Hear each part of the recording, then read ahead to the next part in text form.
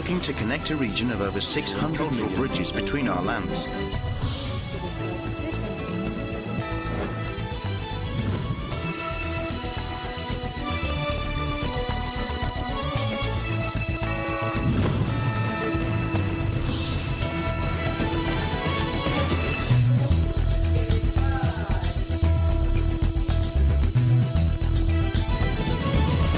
Good evening, I'm Alma Angeles, and you're watching ASEAN in Focus on tonight's headlines.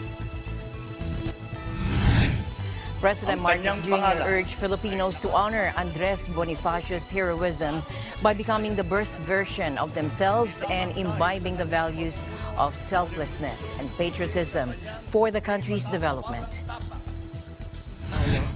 A Senate hearing revealed that Airport and Bureau of Immigration personnel allegedly facilitated the outbound trafficking of Filipinos to Myanmar, where they are being used to dupe clients using cryptocurrency. Philippine Army and U.S. Army Pacific planners have begun their week-long planning session for larger Salaknib military exercises in 2023. And the whole of South Korea is celebrating the victory of Mina Soo-choi after being crowned as Miss Earth 2022 during the 22nd edition of the Miss Earth pageant held in Manila, November 29.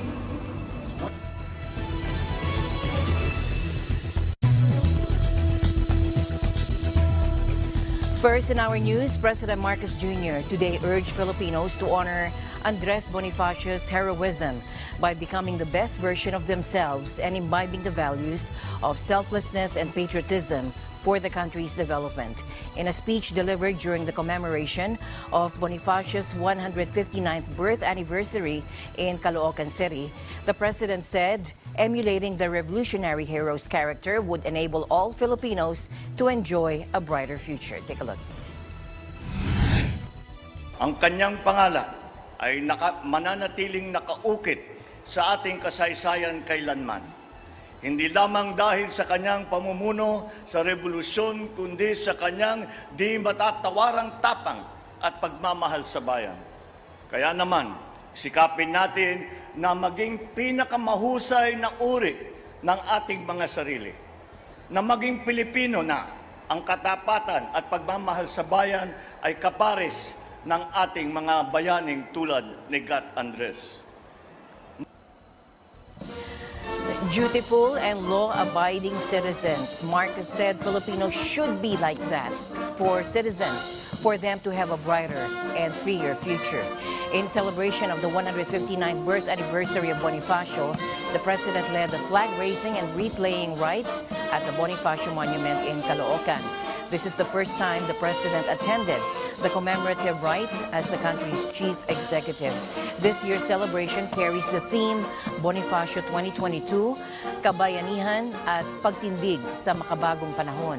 Bonifacio, dubbed the father of Philippine Revolution, was born in Tondo, Manila on November 30, 1863. Unlike other national heroes, Bonifacio is remembered on his birthday rather than the date of his death, as he was killed by his fellow Filipinos and not by Spanish colonizers. Bonifacio was one of the founders of the Kataas-Taasang Kagalang-Galang, ang Katipunan ng Mga Anak ng Bayan or Katipunan, a secret revolutionary movement that fought for the Philippines' independence from Spain. He became Supremo or Supreme Leader of the Katipunan in 1895 but was forcefully replaced by Emilio Aguinaldo in 1897. He was executed by his fellow Katipuneros on May 10, 1897 after Aguinaldo accused him of treason. In other news, the Philippine Army and the U.S. Army Pacific planners have begun their week-long planning session for larger Salaknib military exercises next year. In a statement Tuesday night, Army spokesperson Colonel Cerces Trinidad said the planning conference held at the Hotel Conrad in Pasay City began on November 28. Salaknib, which means shield in Ilocano, is an annual combined exercise geared at strengthening the interoperability of Filipino and American armies in a spectrum of military operations. About 2,200 Filipino and U.S. Army troops participated in this year's edition of Salaknib, which took place in March. Now, these troops focused on the capability development of the 1st Brigade Combat Team, the PA's primary combat or combined arms and rapid deployment unit. PA Commander Lieutenant General Romeo Bronner Jr. earlier said the annual combined exercise is a testament to the long-standing bilateral relations between the Philippines and the U.S. that would contribute to the pursuit of a common goal of maintaining a free and open Indo-Pacific region. In tonight's other news, France's defense minister met his Indonesian counterpart in Jakarta, lauding the close ties between the two countries following an $8 billion fighter jet deal signed earlier this year. Take a look. French Armed Forces Minister Sébastien Lecornu said there is a powerful strategic intimacy that is being born with Indonesia and France.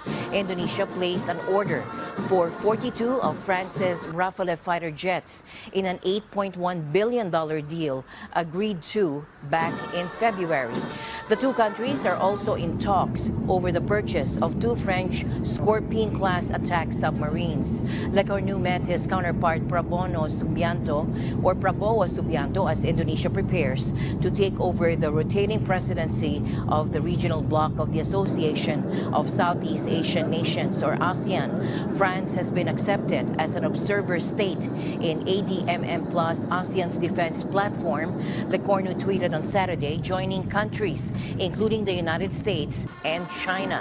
The French minister said France wants to further strengthen ties in Southeast Asia, to be in a position to fight against escalation, to rearm, and to be in a situation to have credible diplomacy. He also added that France also needed to remain engaged politically in the Indo-Pacific or ASEAN region, stressing that Paris wanted to play a multilateral role in the region. To recall, France reacted with fury last year when Australia, Britain, and the U.S. revealed the AUKUS Pact, which saw Washington supply Australia with nuclear-powered subs, ditching a French contract. In other news, Airport and Bureau of Immigration personnel allegedly facilitated the outbound trafficking of Filipinos to Myanmar, where they are being used to dupe clients using cryptocurrency, according to a Senate hearing revealing these on Tuesday. Opposition Senator Risa Ontiveros, chair of the Committee on Women, Children, Family Relations, and Gender Equality, which conducted the hearing, along with the Migrant Workers Committee, said human trafficking is being carried out by individuals who have alleged connections with BI, or Bureau of Immigration, and airport employees.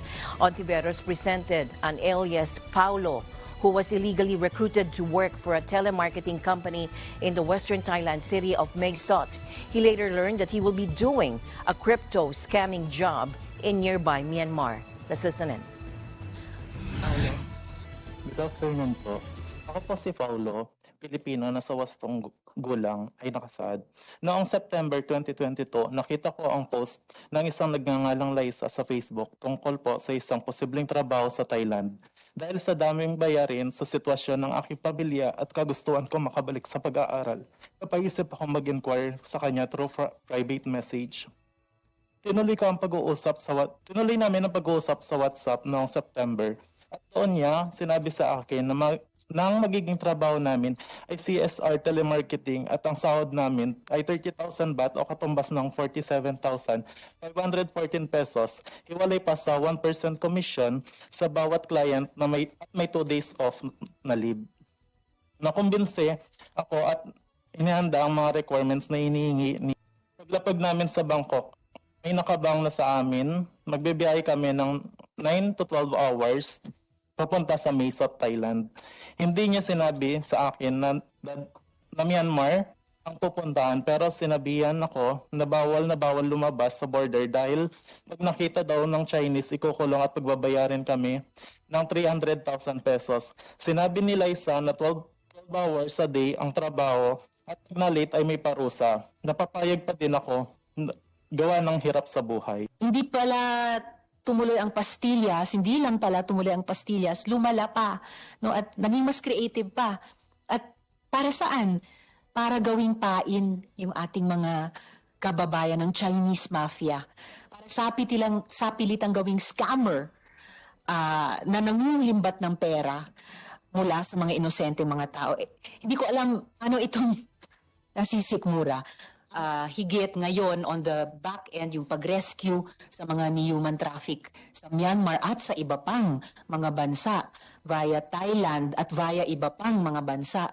Pati daw Malaysia, sabi ni na Elias Rita. No? Pastillas was a previous human trafficking scheme by Bureau of Immigration employees who facilitated the entry of illegal Chinese nationals to the Philippines, with the accomplices receiving grease money wrapped in Japanese paper, like how the Filipino delicacy made of milk and sugar is prepared.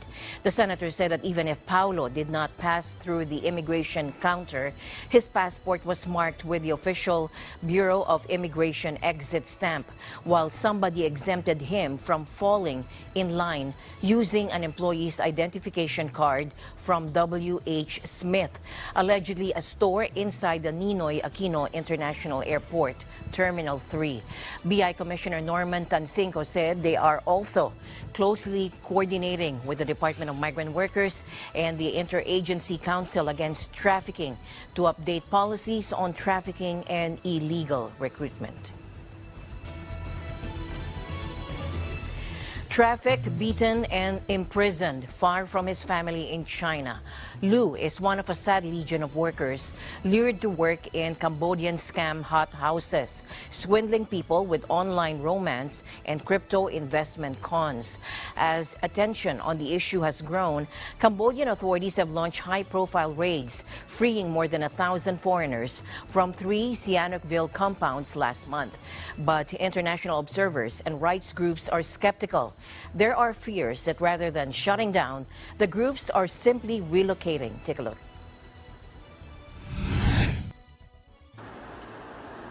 In the Gulf of Thailand, a once sleepy resort town has been transformed by Chinese investment.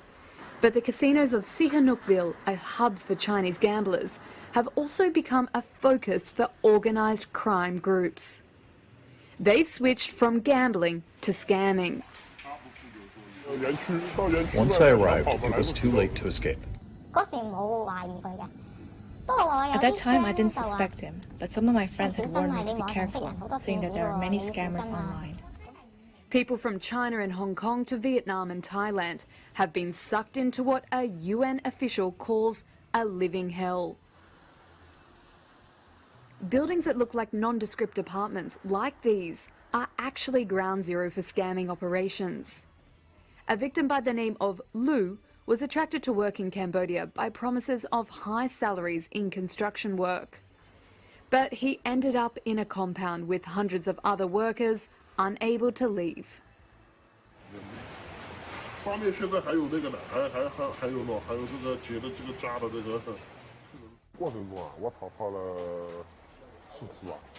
I tried to escape 4 times. I got beaten really badly a couple of days. That's how it was. But as long as I survived the beatings, I would try to escape. Lu and others would seek targets online and groom them to invest in cryptocurrency platforms. They did this by setting up fake online profiles on TikTok, Instagram and WhatsApp. Where scammers once approached their victims over the phone, more and more the trend is to use social network apps under the cover of cryptocurrency investment and targeting middle and high-income earners. Annie, a young professional in Hong Kong, said she was subject to a love scam. She met a good-looking Chinese engineer on the dating app Bumble. He called her almost daily, but they never met in person. She was then tricked into trading cryptocurrency on a fake platform. I think the pandemic has made many people feel more lonely. And at this time, there's a person who speaks in your ear every day, though you don't see him. I sometimes joke that he kind of provided a service, only that you don't know the service will cost you so much. There are fears that cracking down on scammers in one area may push the group simply to relocate to another country. We're going to need Cambodia to take action with Thailand, Laos, Myanmar, the Philippines. Basically, the ASEAN region needs to come to terms with the fact that the conditions that criminals are looking for are basically scattered across certain parts of this region, very, very favorable to them. So let's put on the table what types of illicit activities, criminal activities are taking place there, how can we address those criminal activities holistically, strategically. If not, we're going to have them bounce around the region and just go from place to place. Deprived of money and passports, trafficked workers have found it difficult to escape. Cambodian police carried out a string of high-profile raids on scam compounds in the summer. But observers fear those responsible may simply relocate and hunt for more victims.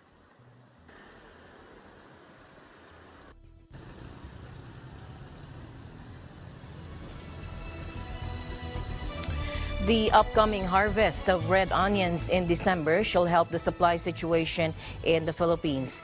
This amid soaring market prices, according to the Department of Agriculture. In a press briefing, DA Assistant Secretary Christine Evangelista said that several farmers have already confirmed harvest dates next month. Take a look. Yung iba po sabi, second week of December, may iba po nagsabi na last week of December. So ngayon po tinitingnan natin kung gaano kalaki ang kanilang volume na i-harvest dahil ito po ay makakatulong sa pagdagdag ng ating supply. At inaasahan naman po natin na malapit na rin po ang harvest ng ating mga magsasaka.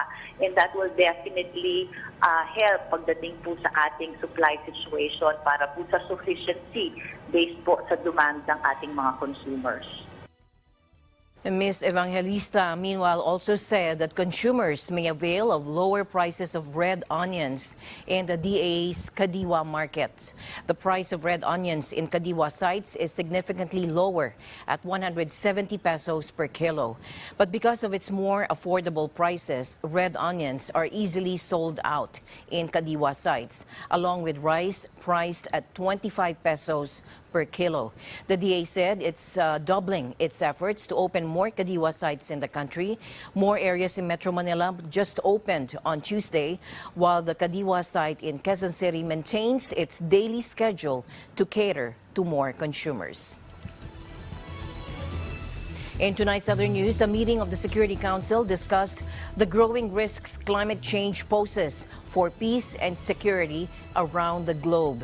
Kenya and Norway, together with Albania, France, Gabon, Ghana, Germany, Ireland, Malta, Mozambique, Nauru, Switzerland, and the United Arab Emirates, called on the AREA formula meeting. Take a look. The climate and security agenda is gaining traction, both in scope and level of engagement. In the Security Council, the cross-regional majority group remains committed to taking this agenda forward.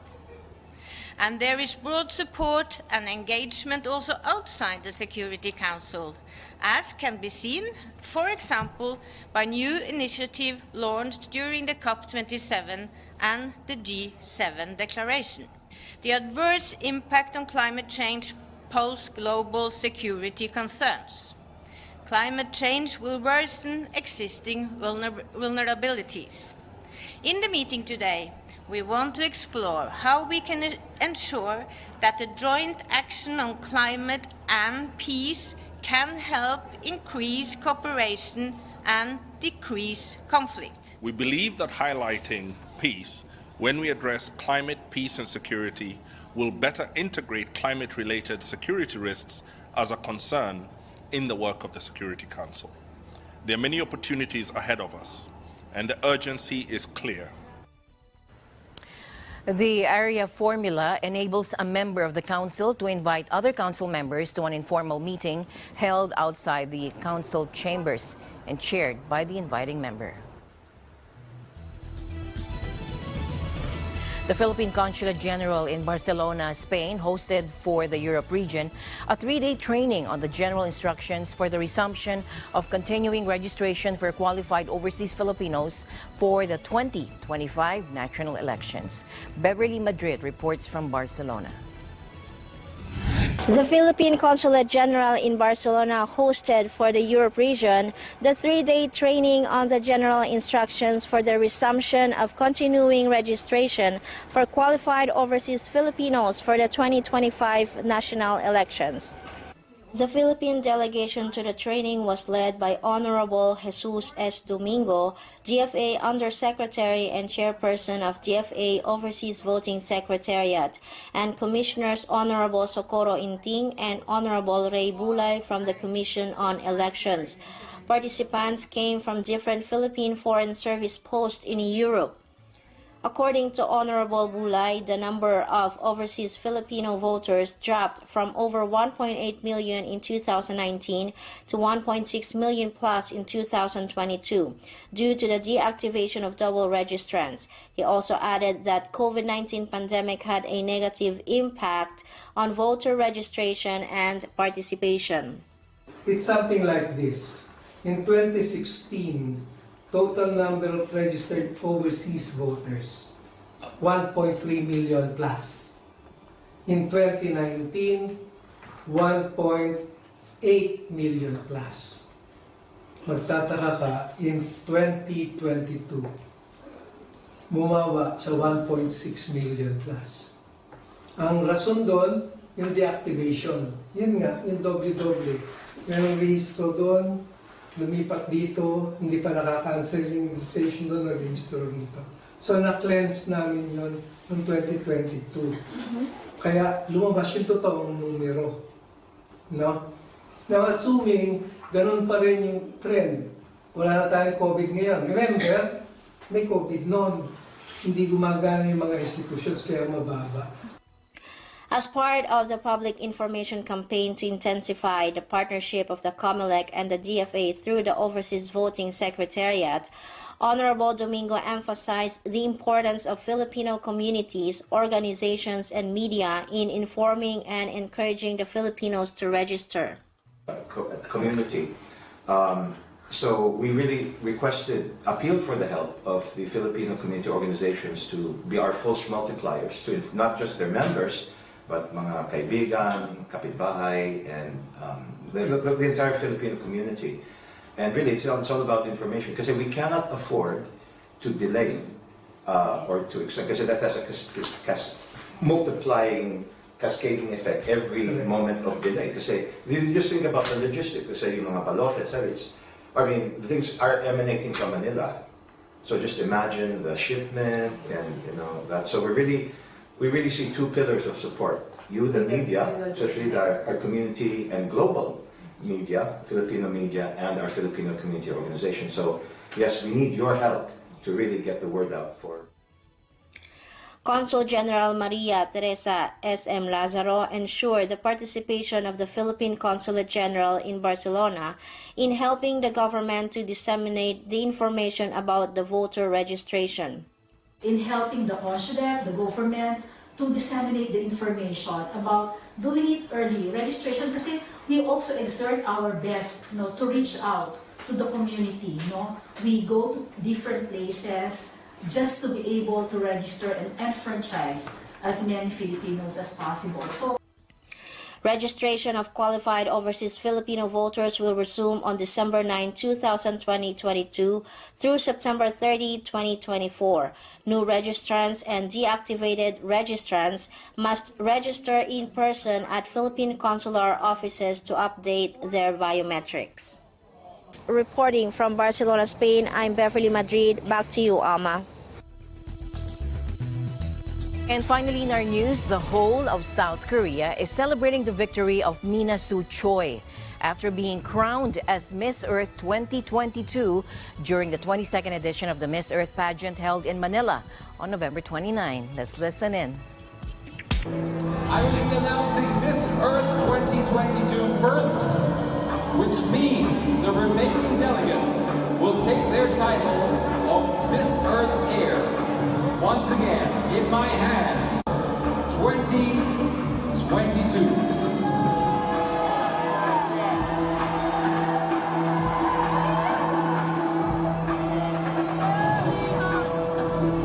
Any last-minute guesses?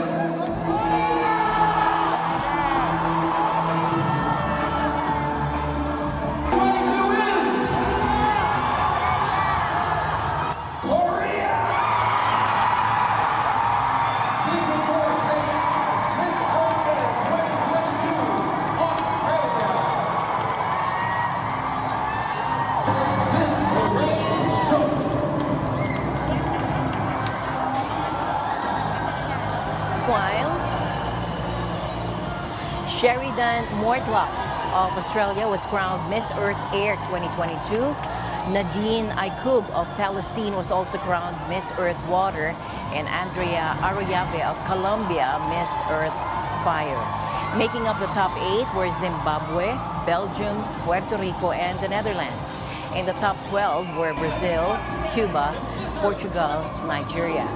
Jenny Ram of the Philippines made it to the top 20 along with Ethiopia, Namibia, Ireland, Slovenia, Vietnam, Norway, and the Czech Republic. Mina Su, who was crowned by Miss Earth 2021 Destiny Wagner of Belize, is the first Korean to win the pageant.